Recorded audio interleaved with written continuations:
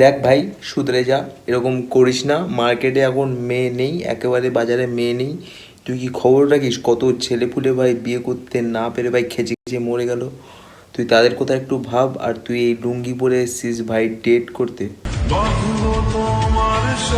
আর ভাই তুই যদি ভেবে থাকিস যে তুই এরকম চুলামি মারবি আর তোর গার্লফ্রেন্ড ভাই তোকে ছেড়ে যাবে না, তুই জানিস যে তোর গার্লফ্রেন্ড তোর জন্য লয়াল। ম্যাগি? না না, আমি এখন ম্যাগি খাবো না। হ্যাঁ, লোকের মেয়ের সাথে জীবন বাঁধার আগে ভাই নিজের লুঙ্গির দড়িটা আগে ঠিক করে বাঁধ। নাহলে একটু হালকা পাতলা হাওয়া দিলেই ভাই উড়ে যাবে, তোর হাতির সুর বেরিয়ে যাবে আর দুটো বল খুলে পড়ে যাবে। সেটা কি ভালো হবে?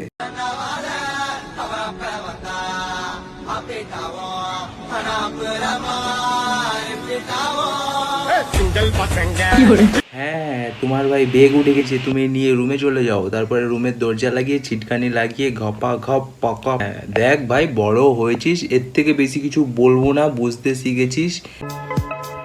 আমি একবার আমার বয়ফ্রেন্ডকে নিয়ে ধরা খেয়েছিলাম। আমার মা এটা জানার পরও আমাকে কিছু বলে নাই। এই ভিডিওটার পিছনে আমার দুটো প্রশ্ন লাগানোর খুবই ইচ্ছে ভাই। 1 নম্বর, কি করতে গিয়ে ধরা পড়েছিলে? আর ভাই 2 নম্বর, আপনি ব্রেকফাস্টে খান কি?